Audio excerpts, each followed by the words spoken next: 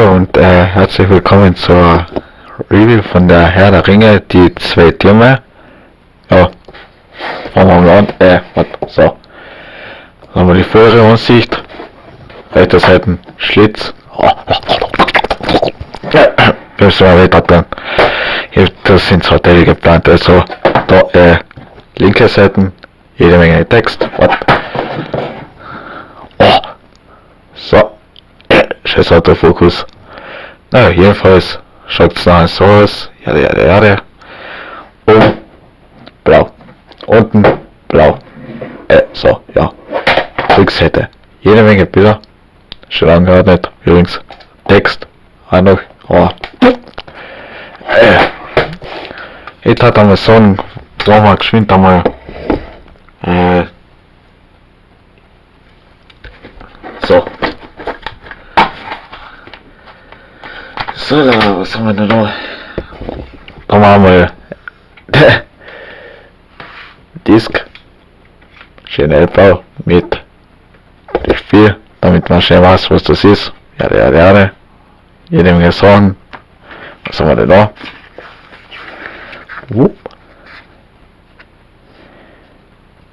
Die ganzen Charaktervorstellungen und Spielstart.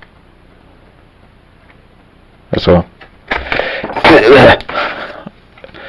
etwas, was wir schon kennen und nicht brauchen. Also da sind wir ganze Charaktere drinnen und Spielsteuerung. Also was haben wir da drin?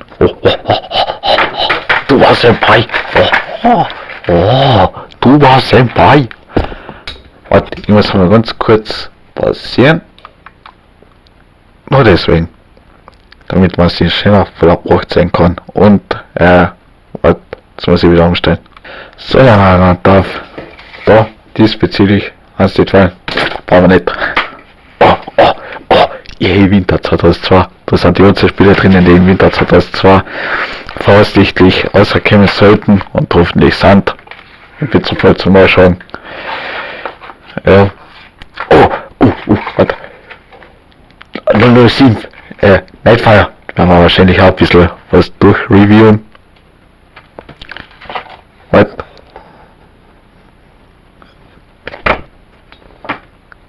So heißt jetzt das Spiel, was sogar drin ist, haben sie eigentlich getan.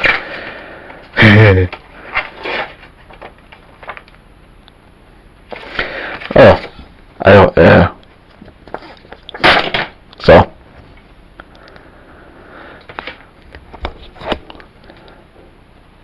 So, dann halt, das war jetzt die ganz große Übersicht von außen halt. Jetzt gehen wir mal grafisch, also beziehungsweise spielerisch alles durch.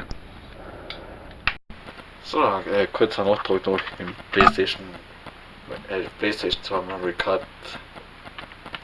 Beta Dingens klären, habe ich noch vergessen zu sagen, aber das wird ihr schon gesehen haben.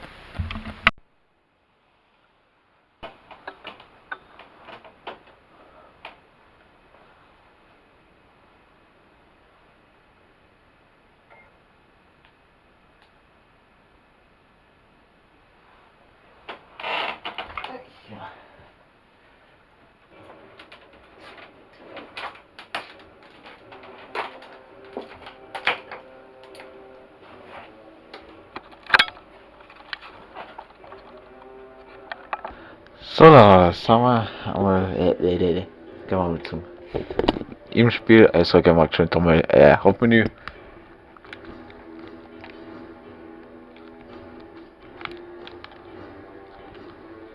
So, da kann man sich zwischen den Nebenspiel aussuchen, aber ich vergesse jetzt auch dazu zu sagen, echt normal und Experte kann man sich aussuchen. Spiel laden.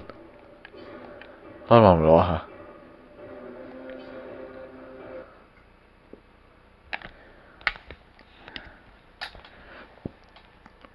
Und Optionen gibt es auch übrigens, falls ihr es noch nicht gewusst haben solltet. Die Gefährten.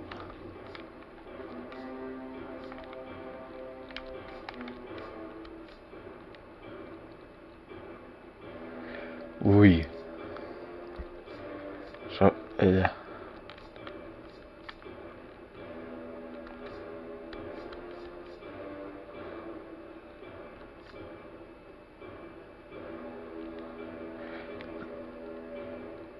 machen wir geschwind einmal, spielen wir mal ab, ja.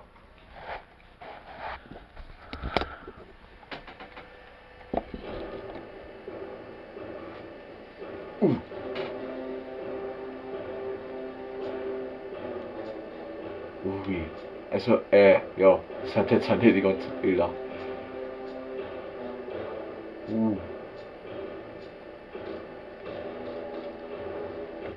Das sind die ganzen Bilder. So, dann machen wir noch geschwind. Da ist er dann noch. Spielen wir das geschwind ab. Into this ring he poured his cruelty, his malice, and his will to dominate all life. One ring to rule them all. What we've done is a culmination of a huge amount of work involving thousands of people. The title, The Two Towers, refers to the Tower of Orthanc, which is where Saruman, Christopher Lee's character, is based, and the Tower of Barad-dûr in Mordor, the home of Sauron. Film 2, like every film in this trilogy, is a challenge.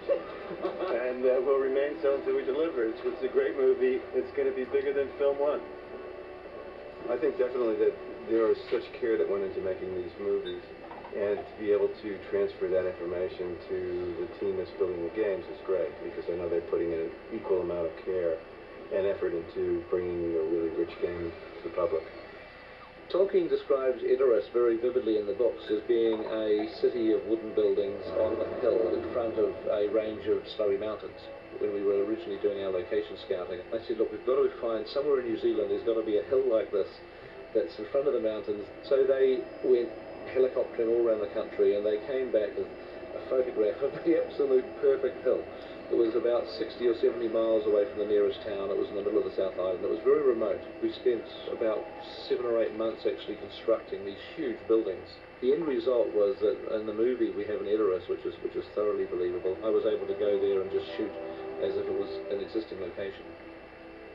One of the exciting things about the EA games and what I've been seeing in the models as they've been built is a great replication of our sets and our characters, to the point where EA worked out a deal with our actors so that they would come in and record their own dialogue. The actors were quite excited about it. The battle for Helm's Deep is over. The battle for Middle-earth is about to begin. We got a miniature of Helm's Deep, but what was interesting was that it wasn't just a model, there was a huge miniature. It was a quarter scale, but it was in itself about 30 or 40 feet wide. And it was so big that we could just photograph it with our cameras and it wouldn't look like a miniature, it just looked totally believable. What makes a great movie is really a great script and a great cast. I imagine when you're doing a game, it's many of the same challenges. You've got to attract the right talent to the game. You've got to get a story that will attract an audience, and then become excited by that story and compelled by that story to actually see it come to life. There's nothing we can do for Frodo.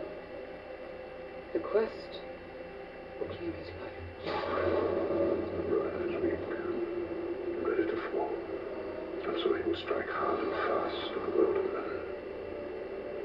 War is upon us.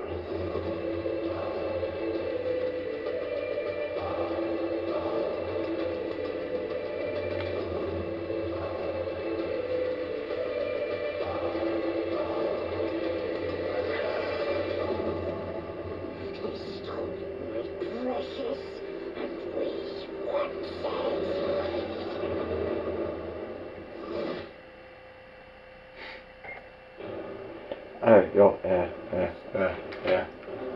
Hoppala.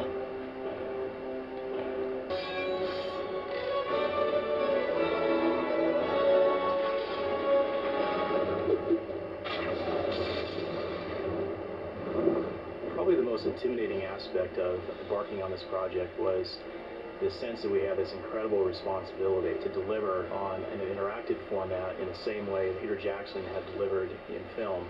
He has taken some of the most beloved literary works of all time and translated them into an epic film masterpiece that has created millions and millions of fans worldwide.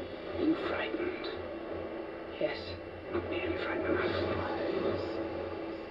At the beginning of a project, you're working on the conceptual side and the design side.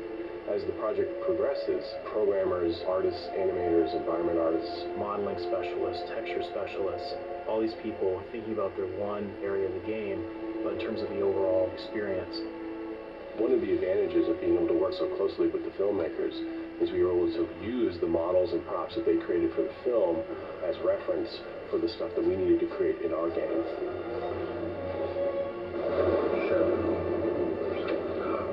In designing Aragorn, we really had to think about all three playable characters at the same time. For example, Legolas is much more of a speed and finesse-oriented character. Gimli's a small battle tank. Aragorn is more a blend of the two. We looked at the moves that each of the characters made, frame by frame, before we started to build anything. Then we would create a wireframe of the character. This is their basic proportions and size and scale. Then we would add texturing and lighting to complete their wardrobe and add fine details of their character. The actors were very interested in working with us. In one case, Viggo Mortensen showed us some of his action moves.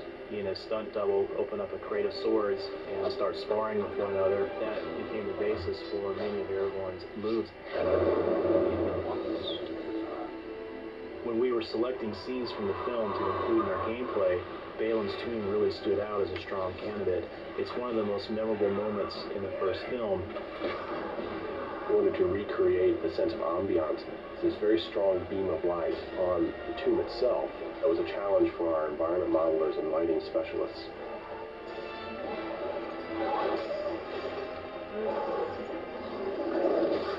The village of Rohan levels are unique in the sense that they allowed us an opportunity to expand upon areas within the film. The actual game level itself looks and feels very much like the film locations in terms of lighting, the shape of the architecture, the people who are there, but we actually build upon that in this particular case and create areas of the level for the player to explore and fight in that they perhaps didn't see in the film.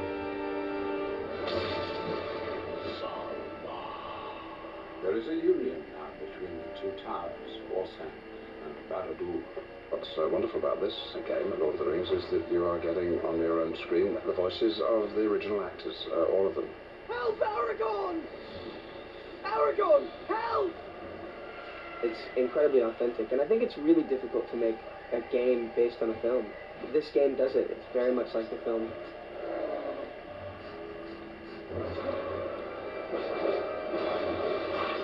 We designed a very dynamic music system that reflects the mood of the actual events in game. One ring to bring them all, and in the darkness, find.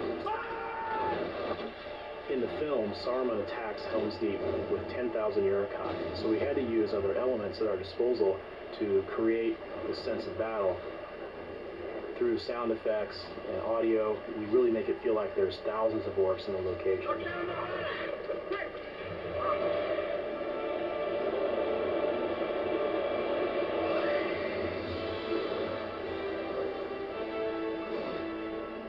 If someone plugs in the game and they say to themselves, oh my god, this is the film, then we've achieved exactly what we set out to do.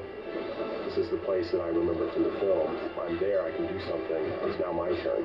That's the way we want the player to feel.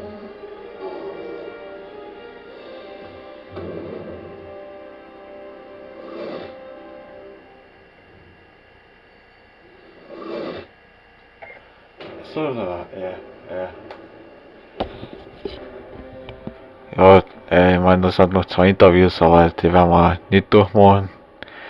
Ja, das war mein erster Teil und jetzt mache ich jetzt noch 2 Teile draus, falls ihr euch wundert. Ja, und der zweite folgt dann irgendwann, wahrscheinlich nächste Woche oder so, vielleicht. Also bis dahin.